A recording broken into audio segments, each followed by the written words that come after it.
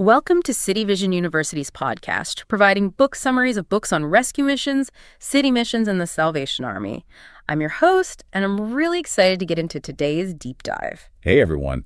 Yeah, today's material is, it's honestly pretty mind-blowing once you really get into the details. It really is. So, usually when we talk about a city's growth, there is this underlying assumption of precision. Right? Absolutely. Like it's all just perfectly planned out from day one. Exactly. You look at the blueprints for any modern metropolis and you see the foundation being poured, the steel girders rising, the zoning laws neatly categorizing human activity. Right. The architect just points to the plans and declares, this is the future, engineered to absolute perfection.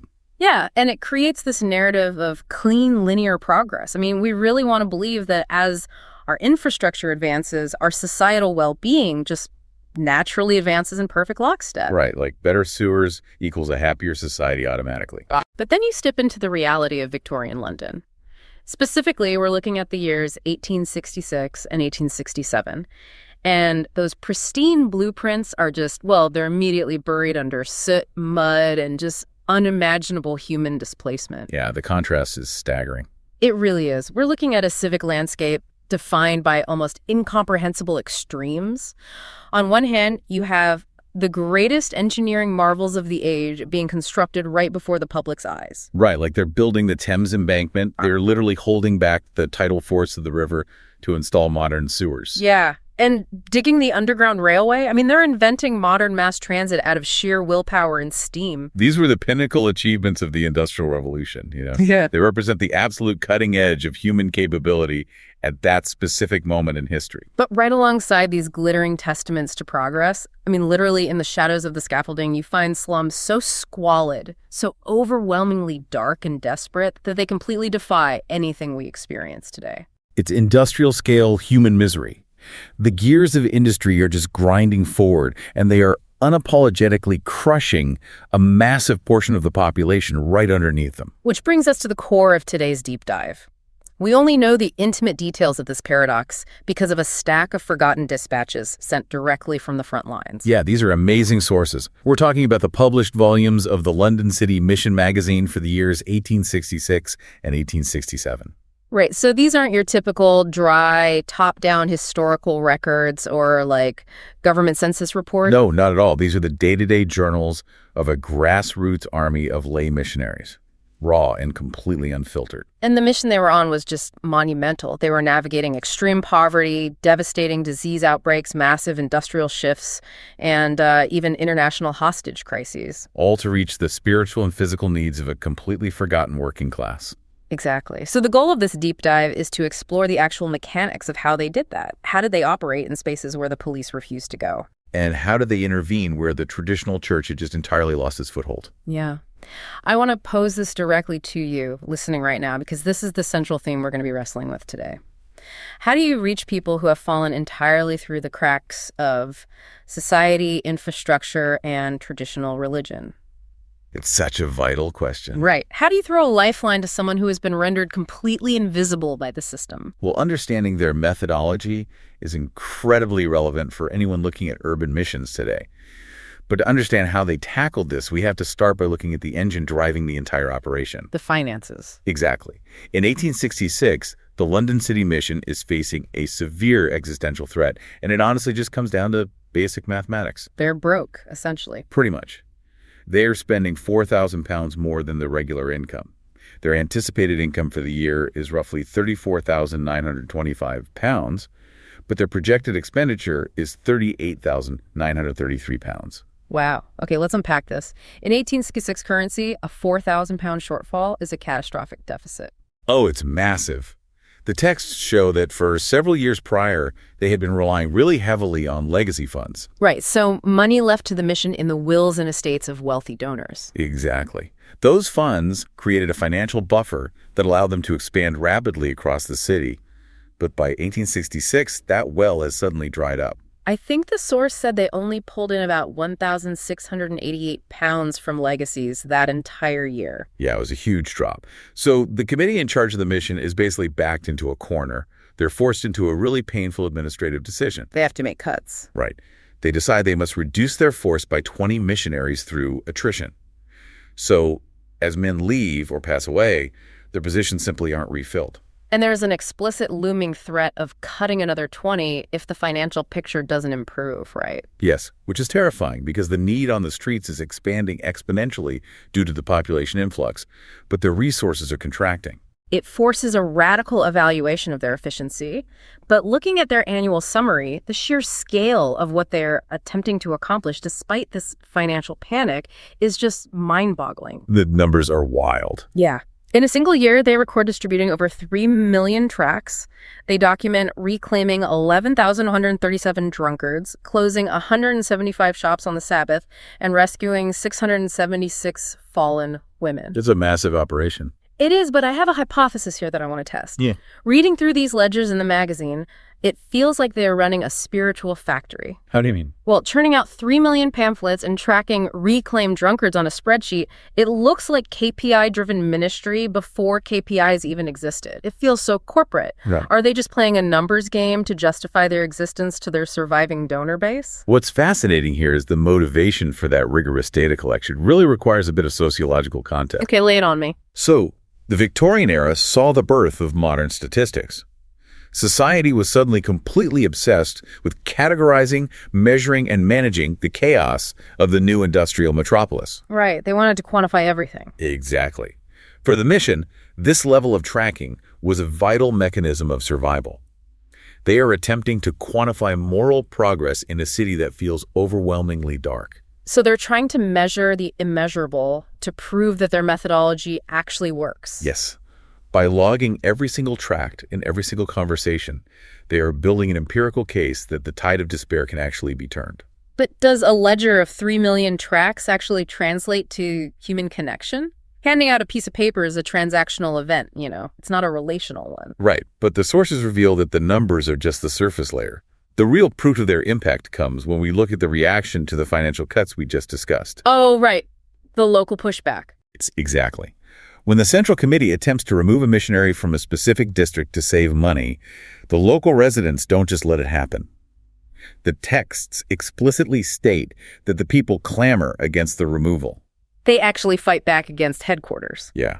The local districts fiercely defend their assigned missionaries. The reports note that there was only one single district in all of London where the removal of a missionary was met with anything approaching acquiescence. Wow. Everywhere else they were up in arms. Right, which completely dismantles the idea that the mission was just a faceless, tract-distributing machine. The local populations viewed these guys as vital fixtures in their communities. So behind the spreadsheet columns were deeply bonded, critical human relationships. Exactly. But to truly grasp the weight of that pushback, we have to examine the physical spaces these missionaries were assigned to. I mean, these are environments that challenge our fundamental understanding of urban density. The overcrowding was insane. Yeah, one of the reports details a district right on the border of the city containing 800 families. The spatial reality here is just claustrophobic. It's hard to even picture. Right.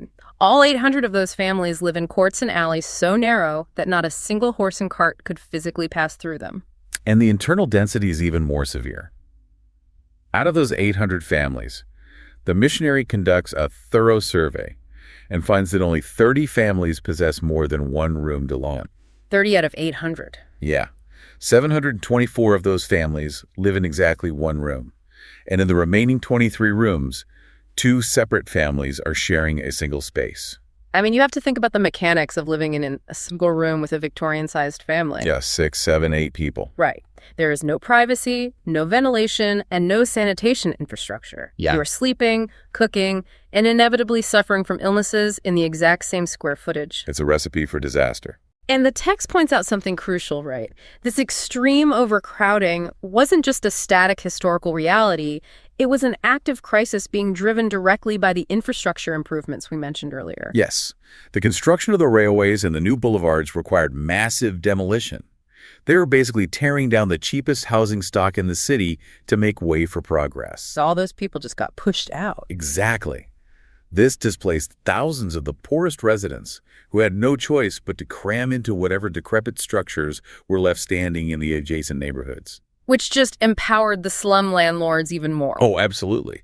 The landlords became entirely independent. They refused to do even basic repairs, fully aware that their tenants had absolutely nowhere else to go. The infrastructure boom was physically compressing the working class. And this displacement leads us into the deepest abysses of the city. Places like Jack Ketch's Warren and Clerkenwell. Yeah. The magazines detail the physical toll of just entering these homes. The missionaries describe climbing pitch-black, rotting, creaking staircases, sometimes up 4 flights. And they have to feel their way along the walls because there is zero natural light. Exactly. And when they finally reach a back garret door, knock, and are told to enter, they are immediately choked and blinded by a cloud of foul chimney smoke belching back into the room. The sensory environment alone is a massive barrier to entry. But inside these suffocating spaces, the missionaries encounter profound human stories that highlight the total absence of state support. Like the story of the Countess. Yes.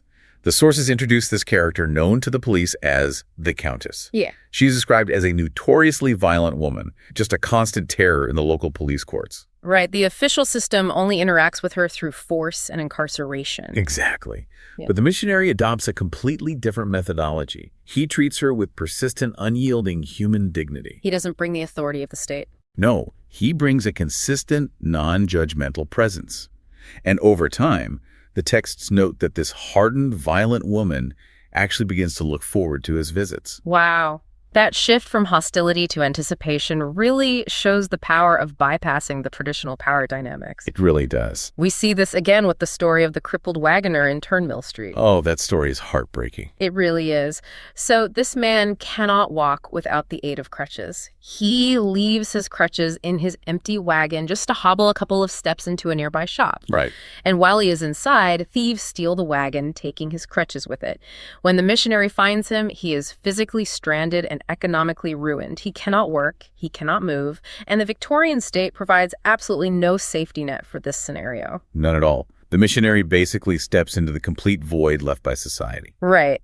But the intervention in these domestic spaces was just one part of it. The mission recognized that a massive segment of the male population was entirely absent from these single-room dwellings, right? Yes, because the men simply couldn't tolerate the claustrophobia and the smoke. Which forced the missionaries to enter another vital and highly controversial Victorian space, the public house. The pub. Yeah. This is where their strategy completely diverges from anything the traditional church was doing. The society actually employed specific public house missionaries. It was a very specialized role. I have to be honest, walking into a rough Victorian pub on a Saturday night with a stack of religious tracts seems like a terrible idea. It sounds like a death wish. Right. It's essentially walking into a space designed for escapism and trying to introduce the very moral framework these men are trying to escape. It is deeply hostile territory. It appears completely counterintuitive on the surface. I mean, the traditional temperance movement viewed the pub as the root of all urban evil. Yeah, they wanted to shut them down entirely. Right. But the mission strategy documents explicitly argue that to reach the working men, you have no choice but to go to the pub. Because that's where they are. Exactly. That is the only place they exist outside of their labor. They are not attending church, and they are not sitting in their overcrowded garrets. The statistics in the magazine note that one single missionary spoke with over 21,000 men in public houses in 1 year. 21,000. Just think about the sheer volume of conversations. So the pub was basically functioning as the working class living room. If you want to reach the population, you have to go to their living room. What's fascinating here is the sociology of the Victorian pub. For a man living with a large family in one cramped, smoky room, the public house was the singular social safety valve available to him. It offered warmth, lighting, company. By choosing to enter this space, the missionary is fundamentally altering the rules of engagement. When a traditional clergyman visits a home or stands in an elevated pulpit, he holds all the institutional power dynamics. He's the authority figure. Right. But when a lay missionary walks into a pub, he is on the working man's turf. He is an uninvited guest in their sanctuary. And because the power dynamic is inverted, the men feel completely free to speak their minds without the filter of religious deference. Which I imagine gets pretty rough. Oh, the text notes that this often results in brutal honesty, intense blasphemy, and lewdness.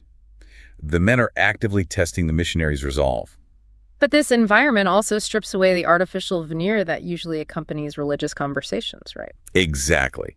A man leaning on a bar will talk about the real, raw struggles of his heart, his economic anxieties, and his doubts in a way he never would while sitting stiffly in a parish pew. It forces the missionary to meet the population in their actual reality, rather than demanding they clean themselves up before engaging. Yes, but the level of hostility they faced during this initiation phase was intense, and it required a very specific kind of psychological fortitude. Oh, there is an incredible anecdote in the sources from the Shadwell Basin that perfectly illustrates this. The sailor story? Yes. So a missionary goes aboard a ship docked in the basin and enters a deck house where 14 sailors are eating their dinner. Already a tense situation. Right, and the moment he steps inside, he is instantly met with horrifying oaths.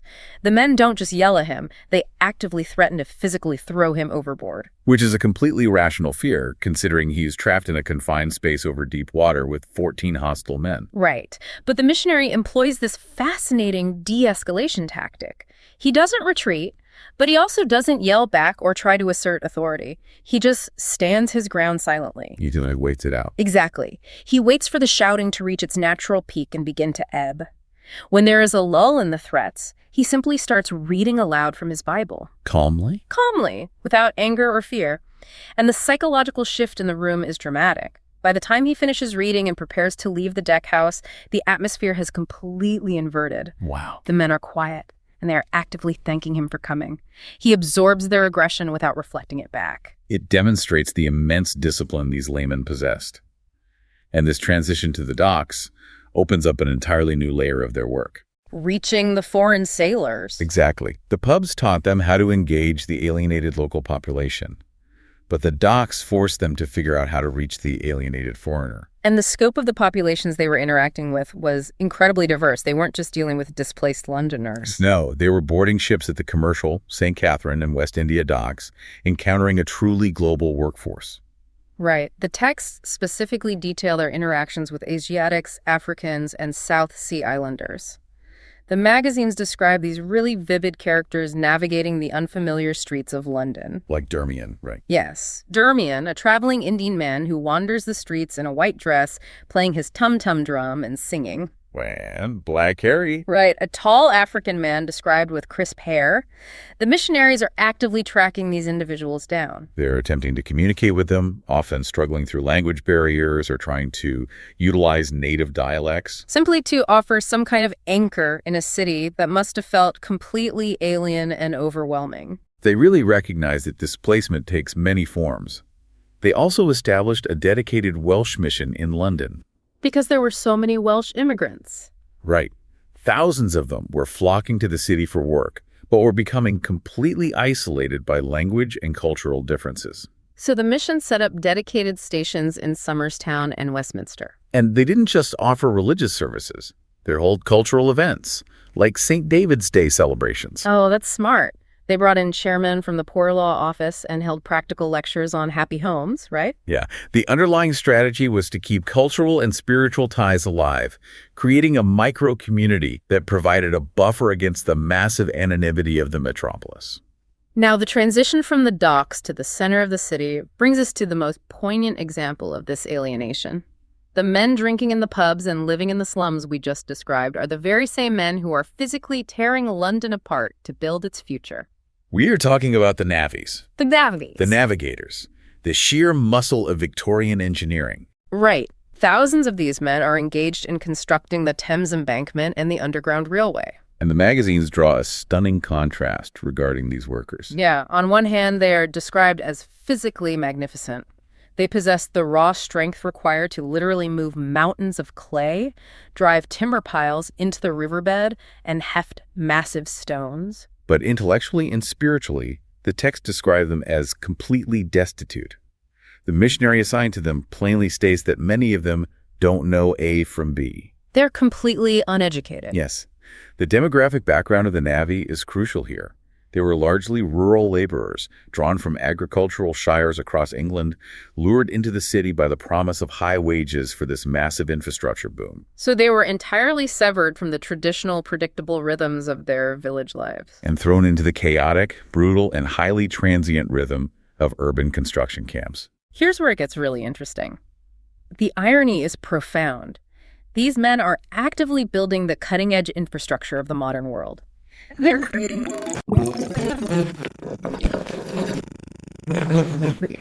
Yet they are the individuals most completely left behind by the modern world's social and educational systems. They are building a future they will not get to participate in. This creates a unique psychological state.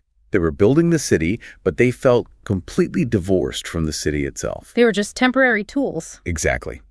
The text quotes one navvy who perfectly encapsulates this deep sense of alienation.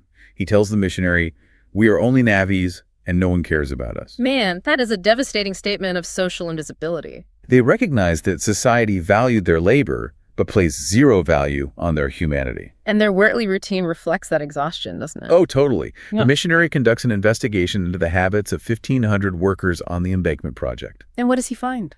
Out of those 1,500, he discovers that 1,400 never attend church. Almost all of them. Right. Their one day of rest, Sunday, is just a cycle of basic consumption and physical recovery. They spend their Sunday mornings in the cut, a notorious and chaotic street market, buying their weekly food provisions. And the rest of the day? The remainder of the day is spent in heavy drinking at the public house, trying to numb the physical pain of their labor. Right. Handing a religious tract to a man in that state of physical and emotional exhaustion is largely ineffective. Completely useless. The missionaries realized that simply preaching abstract theology wasn't going to bridge the massive gap of alienation. They had to innovate their methodology. So they established dedicated night schools, specifically tailored for the navvies, operating 3 nights a week in Westminster. And their curriculum was brilliant in its cultural translation.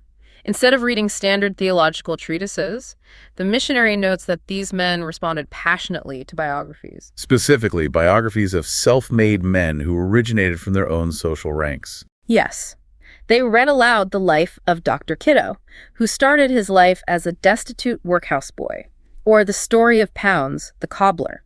It is a masterclass in applied psychology. By exposing them to stories of men made of no better stuff who had elevated themselves through discipline and faith, the missionary sparked a latent sense of agency.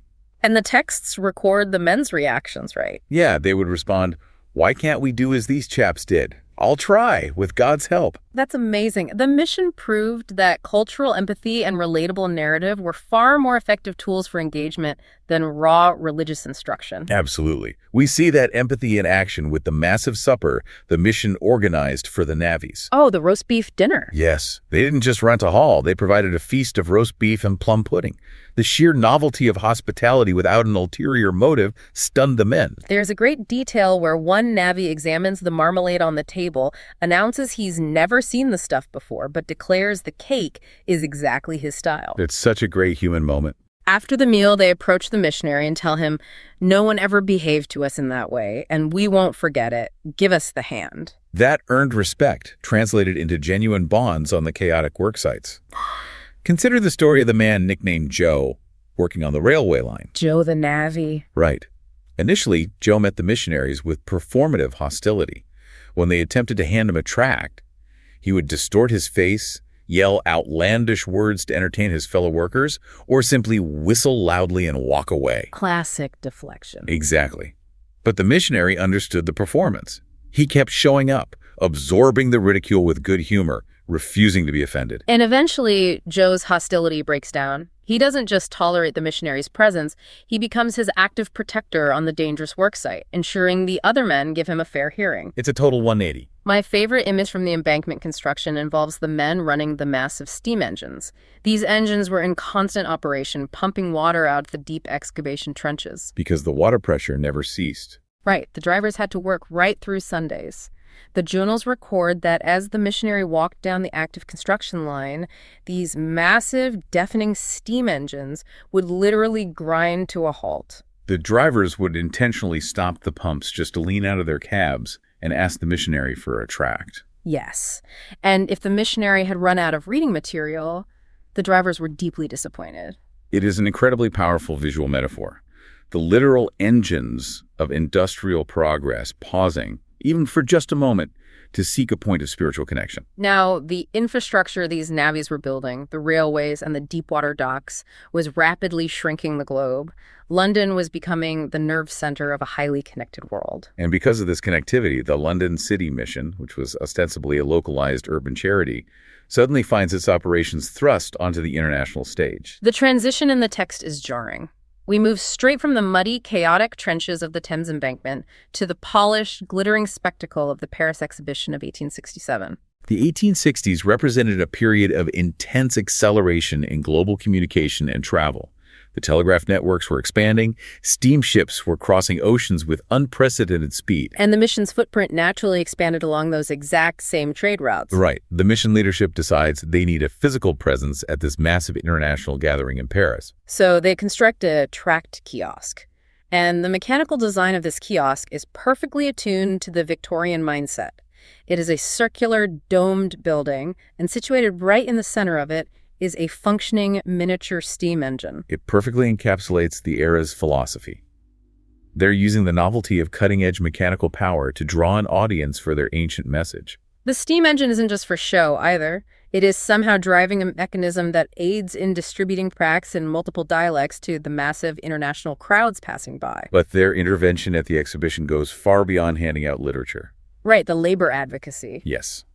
The missionaries observe that the French custom is to keep the entire exhibition open and fully functioning on Sundays. Which was a big problem for the British exhibitors. Huge problem. The British exhibitors, who are accustomed to a day of rest, are becoming physically exhausted and feel culturally compromised by being forced to operate their displays. So the mission pivots from evangelism to direct labor advocacy. They utilize their organizational weight to push back against the French authorities on behalf of the British workers. They engage in international diplomacy. Yes, and they actually succeed in getting a formal decree signed and endorsed by various lords and canons that explicitly allows British exhibitors to cover their goods and rest on Sundays without facing penalties from the exhibition organizers. It is a remarkable instance of religious conviction driving practical labor rights. They extended this same international diplomacy back on their home turf as well, right? With the Belgian volunteers? Yeah. When 800 Belgian volunteers arrived for a visit in London, the city missionaries mobilized. They met them, distributed translated literature, and offered a formal welcome, noting in the magazines how joyously these foreign visitors received the unexpected hospitality in a strange city. But the global reach of the mission had an incredibly dark and perilous side. The very same magazines that detail the triumph of the steam-powered kiosk in Paris also contain horrifying dispatches from East Africa. The whiplash is severe. We read these shocking, desperate letters from a former London city missionary, Mr. Rosenthal, and his colleague, Reverend H.A. Stern. They're located in Abyssinia, which is modern-day Ethiopia. And they have been taken hostage and imprisoned by King Theodore. I mean, I have a theory about this. It makes absolutely no sense that a local charity focused on the slums of London ends up entangled in an international hostage crisis unless the foreign mission societies were using the London slums as a literal boot camp for overseas deployment. Is that what's happening here? If we connect this to the bigger picture, your hypothesis is entirely correct. The foreign mission boards viewed the London City Mission as the ultimate proving ground. Yes, they understood that the psychological endurance and the physical grit required to face down violent, drunken opposition in a Shadwell pub or to navigate the disease-ridden alleys of Jack Ketch's Warren were the exact qualifications necessary to survive in the rugged, unpredictable interiors of places like Abyssinia. If a missionary could survive Clerkenwell, they were deemed prepared for the frontier. Exactly. Well, Rosenthal's letters test the absolute limits of that preparation.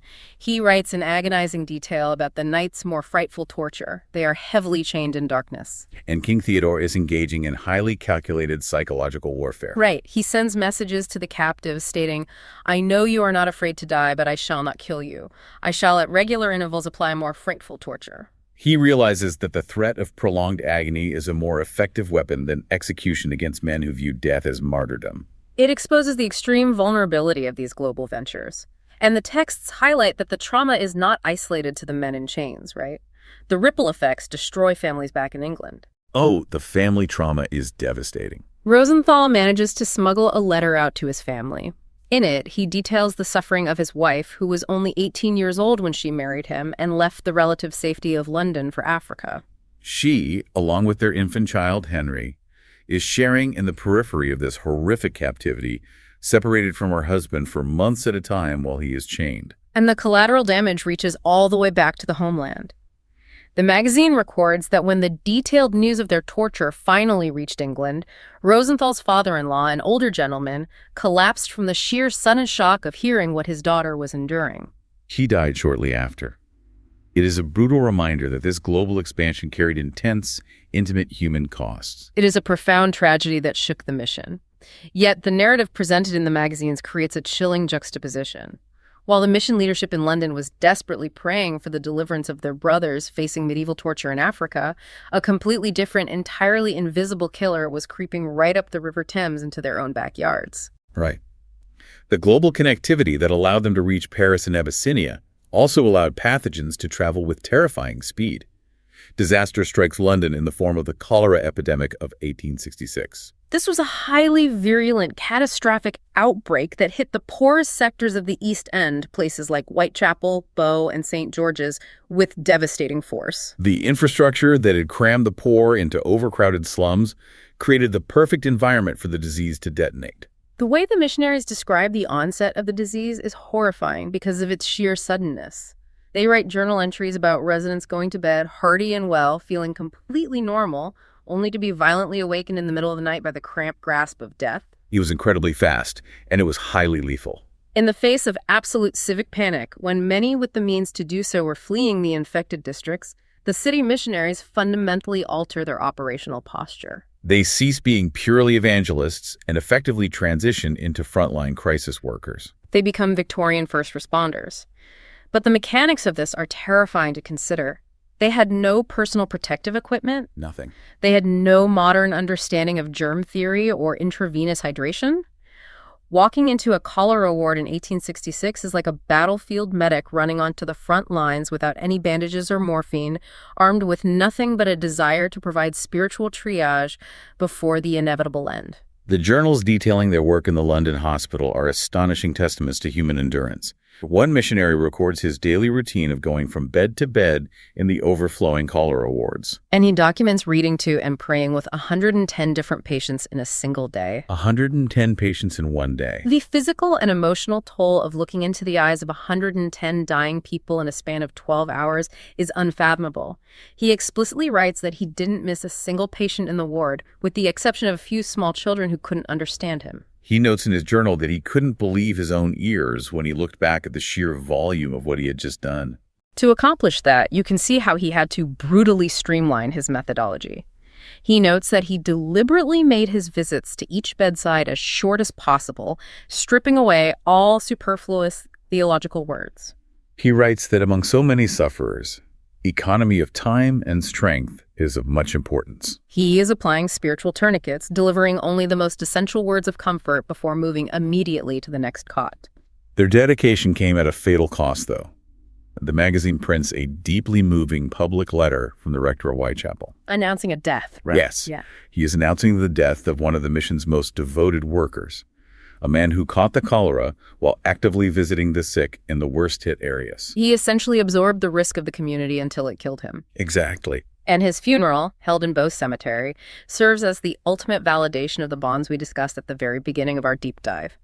The rector notes that hundreds of poor people from his district, people who had absolutely nothing, who were terrified of the ongoing plague, arrived completely unprompted at the cemetery. They risked gathering in public just to stand around his silent tomb to mourn him. The official report states there was scarcely a dry eye to be seen. The institutional ledgers of 3 million tracts fall away, leaving only the reality of a man who loved a neighborhood to death. It is a tragic but beautiful testament. Yeah. However, we must highlight a critical operational detail that often gets overlooked. Which is? While they were undoubtedly there to provide spiritual comfort, the texts explicitly state that the missionaries also actively intervened on sanitary grounds. They weren't just passively waiting for people to die. Right. They were actively trying to sever the chain of infection based on the limited public health knowledge they possessed. What were the actual mechanics of that sanitary intervention? If they didn't understand germ theory, what exactly were they doing on the ground? One of the most fascinating entries in the magazine involves a missionary assigned to the Jewish quarter in the East End. He observes the conditions and writes a formal letter to the Jewish Chronicle, urgently advocating for the entire district to switch to using pure water supplied direct from the main pipes rather than drawing from the contaminated, localized street pumps. He recognizes the environmental vector, even if he doesn't fully grasp the microbial science. Furthermore, he teams up with several Jewish guardians of the poor. Together, they walk in the district, going door to door, not to preach, but purely to enforce practical sanitary precautions within the homes. That is an incredible detail. The sheer existential terror of the plague proves stronger than decades of entrenched religious and cultural segregation. Precisely. The missionary notes in his journal that doors were opened in all directions. The crisis generated a desperate, universal hunger for any practical help or any source of hope, regardless of the theological background of the person offering it. The strict boundaries of Victorian society temporarily dissolved because the disease did not respect those boundaries. Yes. There is a heart-wrenching journal entry that perfectly captures the agonizing persistence required during this epidemic. A missionary visits a dying man 4 separate times over the course of just 2 days. On the third visit, the attending doctors officially pronounced the man's case absolutely hopeless. The medical establishment withdraws, acknowledging there is nothing left to be done. But the missionary refuses to accept that abandonment. He returns for a 4th time, sitting by the man's bedside, holding his attention until he finally passes away. He ensured the man did not die alone in the chaos. The level of stamina required to continually walk back into a room entirely filled with death when the medical experts have already given up is profound. So what does this all mean? As the cholera epidemic recedes, it forces a massive societal reckoning. What does all of this mean for the broader structure of Victorian society? It exposed the deep systemic inadequacies of the official institutions. The traditional structures, both the government safety nets and the established church, were fundamentally failing the working poor. The state couldn't protect them, and the church couldn't reach them. This glaring failure pushed the mission to adopt highly controversial, radically new tactics to save the city's soul. This brings us to a period of intense institutional friction. The mission leadership looked at the data and realized that their traditional, localized methods were hitting a hard ceiling. The working-class men simply refused to cross the physical threshold of a traditional parish church. Right. The logic is simple. If the population outright refuses to enter the church, then the church must physically transform into something the population will willingly enter. The mission takes a massive risk and begins renting out secular entertainment venues, specifically massive theaters. They secure the use of the Surrey Theater. And the demographic response is explosive. They have up to 3,000 working men flooding into these services at a single time. The visual descriptions of the attendees in the magazines are highly instructive regarding why this worked. The observers note that these men are not wearing their Sunday best. They are showing up in fustian jackets and ragged coats. Let's break down the mechanics of that. Fustian is a heavy, cheap cotton cloth worn by laborers. So these men are coming straight from their realities, exactly as they are. Right. Renting out a massive 3,000-seat theater and filling it with the working class.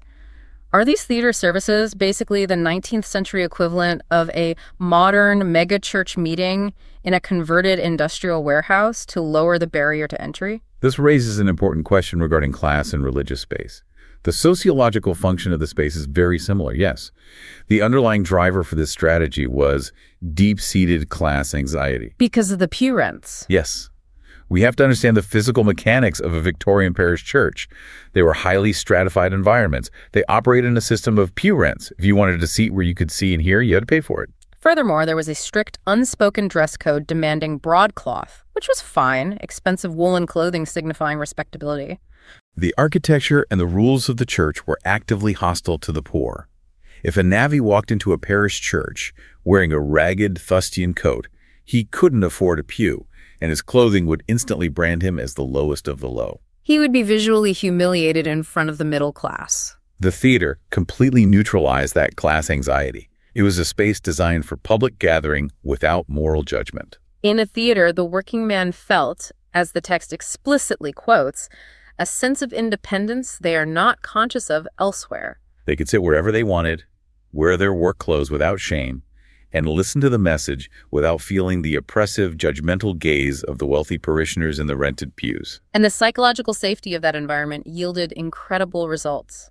There is an anecdote regarding a man at the Surrey Theatre who had previously been a proud infidel, a vocal public opponent of religion. He decides to attend a service simply because it's in a theater. After sitting through the sermon, he actively seeks out the missionary in the crowd.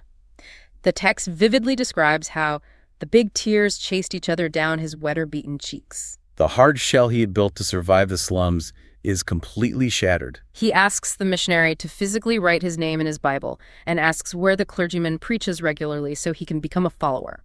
That level of raw emotional breakthrough would likely never have occurred in the cold, stratified environment of a Gothic cathedral. However, these highly effective alternative methods caused severe ideological friction with the established church. Particularly regarding a growing movement known as ritualism. Yes, the St. Albans Holborn controversy. The magazines dedicate a significant amount of text to defending their position against this movement. St. Albans was a famously high church parish located in a notoriously poor district. They were aggressively introducing liturgical rituals that felt dangerously Catholic to the strongly Protestant evangelical city mission. They utilized heavy incense, elaborate, colorful vestments, and were introducing the practice of private confession. It reads like a massive ideological turf war over the souls of the poor. The proponents of the high church claimed that they had boldly moved into this terrible slum and completely transformed the morality of the parish simply by introducing these beautiful rituals. And the mission pushes back against that specific narrative with intense defensive pride. They point out the historical reality that 4 city missionaries had been slogging through the mud, violence, and disease of that exact district for 20 full years before the foundation of St. Albans was even laid. They argue forcefully that the working class is fundamentally estranged from these high church rituals, finding them confusing rather than elevating. Looking at this impartially, we are witnessing a clash of 2 competing theories of social reform. The high church theology believed that the poor were starved for beauty. They theorize that exposing them to aesthetic mystery, solemn music, and high sacrament would elevate their minds out of the muck of the slums. Conversely, the mission firmly believed that aesthetic beauty was an illusion that masked the true problem.